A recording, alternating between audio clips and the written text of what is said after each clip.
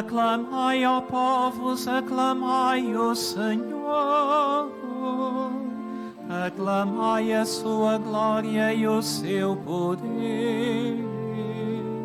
Aclamai a glória do nome do Senhor. Cantarai, cantarai a bondade do Senhor. Cantarai, cantarai a bondade do Senhor.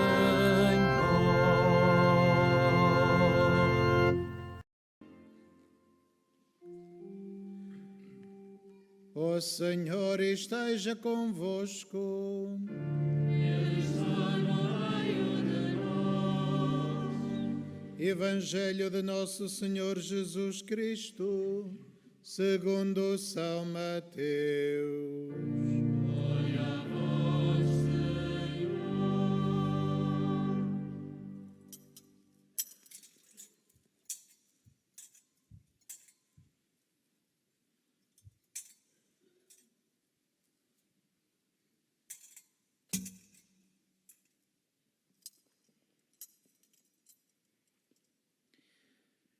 Naquele tempo, os discípulos aproximaram-se de Jesus e perguntaram-lhe: quem é o maior no reino dos céus?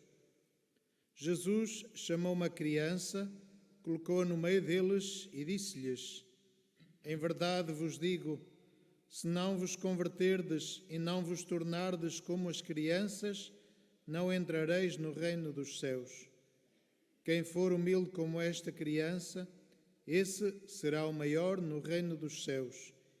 E quem acolher em meu nome uma criança como esta, acolhe-me a mim. Vede bem, não desprezeis um só destes pequeninos. Eu vos digo que os seus anjos veem constantemente o rosto do meu Pai que está nos céus. Palavra da salvação. Glória a vós, Senhor.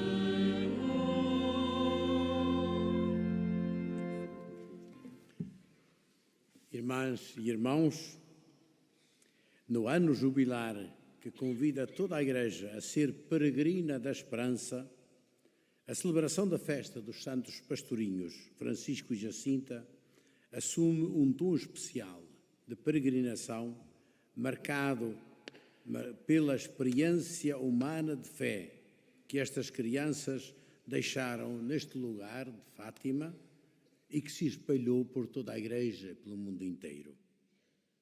Com efeito, neste santuário de Fátima, a festa dos pastorinhos, Francisco e Jacinta, ocupa um lugar muito especial, capaz de nos tornar mais sensíveis, mais atentos à presença eterna e iluminante de Deus na nossa vida, na Igreja e no mundo. É isso que aconteceu também na primeira leitura que nós escutámos do profeta Samuel. Uma criança não tinha importância nenhuma, mas era já filha de um projeto de Deus e que a mãe vem trazer ao templo como menino e que se pôs ao serviço do templo. E aí escuta a voz de Deus e a sua resposta, sugerida pelo ancião, que está atrás da tradição do seu povo e a tradição da Igreja, diz: se te chamar de novo, tu responde: fala, Senhor, que o teu servo escuta. E o verbo escutar, na língua hebraica, significa tanto escutar como obedecer, seguir, abrir os ouvidos para realizar a palavra que se escuta.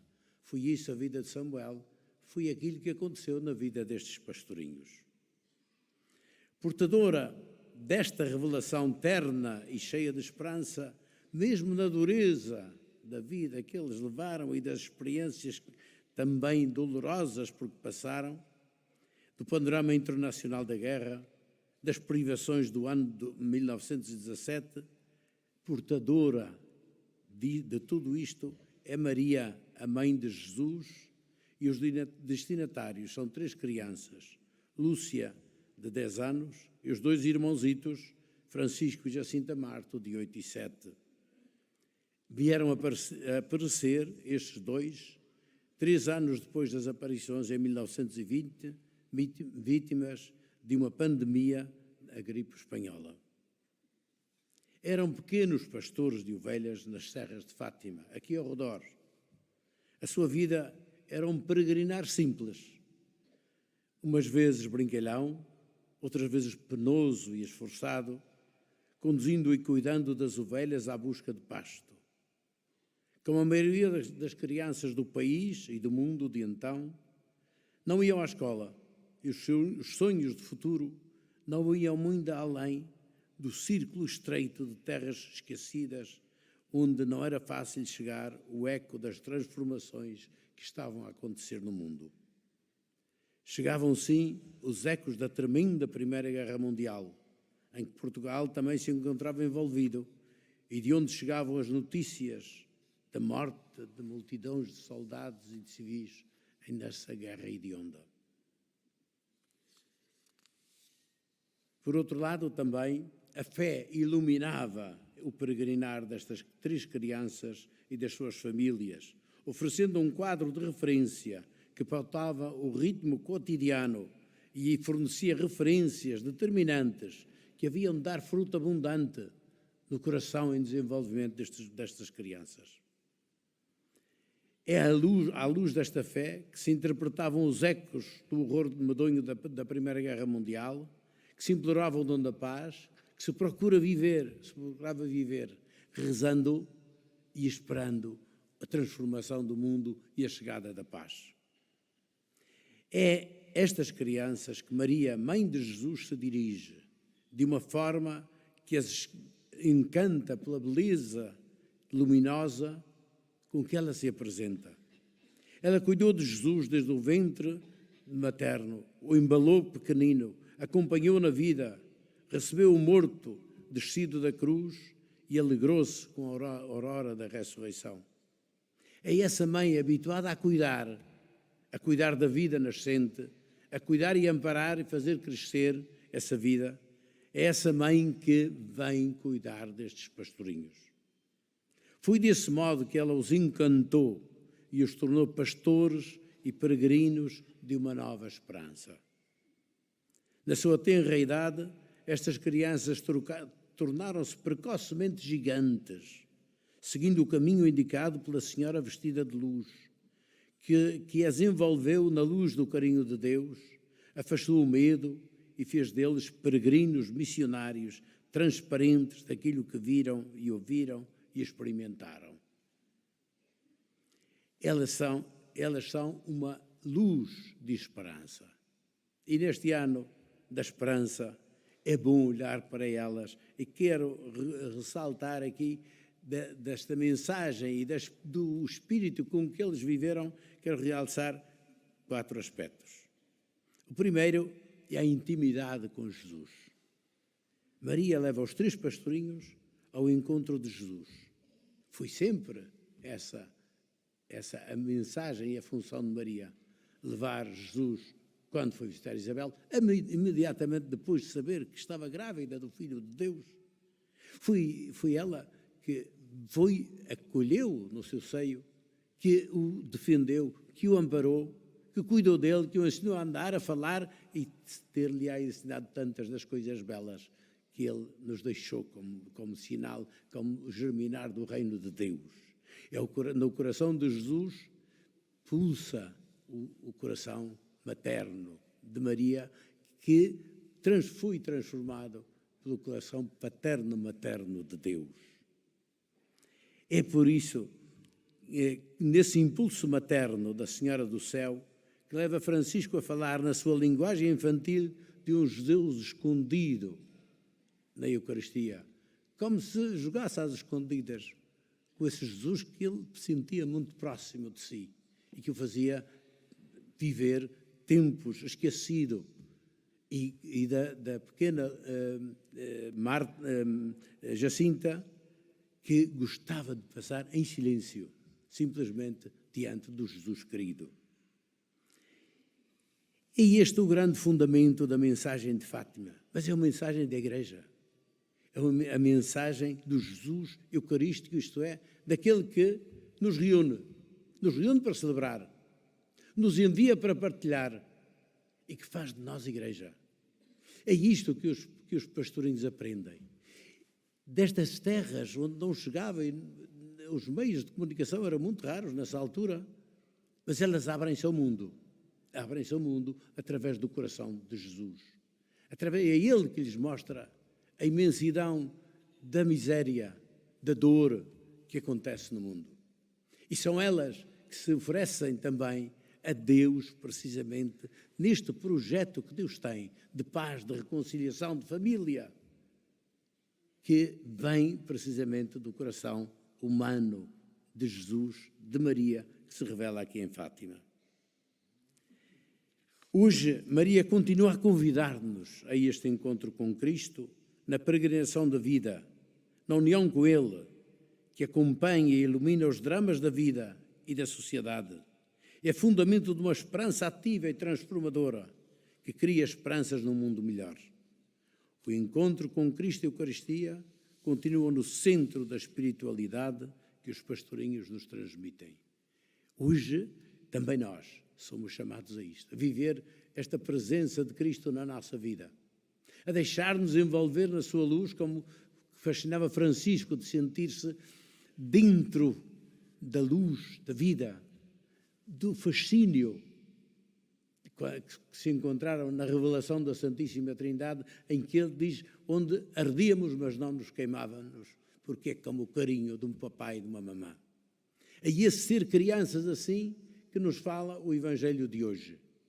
Os discípulos estão com outros projetos para eles e para a Igreja, de serem grandes. E até começam a ter divisões entre eles por isso. E vão perguntar a Jesus, então, quem de nós é o maior? Quem de nós? E as lutas que acontecem entre eles. E Jesus pega numa criança e põe-na no meio. Diz, modelo de identificação para vocês. 3 coisas diz. Primeiro, se vocês não se não tornar assim como criança. E criança significa que somos pequenos, mas temos um pai comum. E como temos um pai comum, um papá querido, tornámos-nos humanos e aceitámos-nos como irmãos e irmãs. E estes 3, 2 eram irmãos, outra era prima, mas formaram comunidade à volta deste ser, queridos pela Mãe do Céu, pelo Pai do Céu. É este o sentido primeiro de ser cristão, é precisamente tornar-se filho, filha, pequenos no bom sentido, pequenos que sabem que dependem do Pai do Céu, pequenos que confiam no Pai do Céu, pequenos que caminham com o Pai do Céu. Mas é também um aviso. Acolha, quem acolher uma destas crianças é a mim que acolhe. Não pensem de acolher com grandeza. Comecem pelos mais pequenos a acolhê-los. Comecem por acolhê-los como um papai e uma mamã olhem o filho e a filha que nasce e que cuidam dele. Cuidem particularmente daqueles que são mais pequenos. Tenham atenção àquilo que vai acontecendo no mundo e não permitam que a guerra que destrói seja a experiência de vida destas crianças. Não permitam que os abusos de todo o género que se passam nas famílias, que se passam na igreja, que se passam nas escolas, que se passam por aí fora, que sejam discriminadas. Não discriminem ninguém, nem pela raça, nem pela cor, nem pelo caminho de onde vem, mas façam Eucaristia, o Jesus Eucarístico, aquele que faz comunhão com todos. Sejam gente de comunhão, sejam gente de integração, sejam gente que sonha um mundo novo para a humanidade inteira e não só para este e para aquele, para um grupo ou para o outro, para um país ou para outro. Somos gente que, porque somos filhos e filhas do Pai do Céu, criamos um reino novo que inclui todos, de toda a terra, todos, como dizia o Papa Francisco aqui em Fátima. Este é o sentido solidário, é a fonte da energia transformadora do Evangelho. E Jesus avisa. E vejam vocês como tratam estas crianças. Porque eles têm defensores junto de Deus. Isto é, Deus tem os olhos carinhosos abertos para com estas crianças. E se vocês querem ser amigos do Pai do Céu, têm de tratar bem os filhos dele. E isto é aquilo que vocês têm de aprender para serem, se querem ser dignos do Evangelho que ele nos traz. E é isso que Maria vem ensinar. E eles ficaram tão impressionados com isto, que eles libertam-se de si próprios. A criança é muito autocentrada em si, mas à medida que vai crescendo, e estes muito precocemente foram atingidos uma dimensão nova e uma compreensão da vida, oferecem-se para estarem no projeto de Deus que quer abrir o mundo para todos. Particularmente para aqueles que estão mais fora. Os pecadores, o tema da conversão dos pecadores entra aqui. Eles sentem a tristeza de Jesus pelo pecado, pela guerra, pela destruição. E dizem, nós também, e as suas próprias privações, que eles, na sua mentalidade infantil, mas generosa e transparente, querem participar com o coração de Cristo na transformação do mundo. E por isso se oferecem. E por isso também os sacrifícios. Também quando chegar a provação, também quando não forem compreendidos, nem pela família, nem pela igreja, nem quando não acreditam neles, eles simplesmente, tranquilamente, com toda a simplicidade e transparência, dizem, mas foi isto que a senhora vestida de luz nos disse. E foi para todos. Para levar. Eles não tinham grandes meios de comunicação, mas aquilo que disseram chegou para o mundo inteiro. A transparência de quem se deixou transformar pelo amor de Deus, que Maria lhes vem revelar.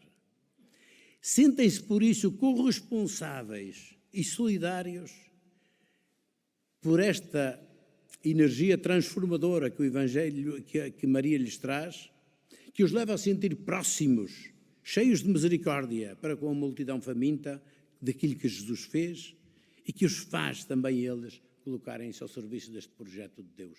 Vir a Fátima, fazer-se peregrino de esperança, não é simplesmente olhar para o passado dos peregrinos, é deixar-se imbuir por este amor que recria, que cuida, que carinha, que faz crescer, que reconforta e converte, que transforma as armas da guerra em armas de alimento e de vida para as populações.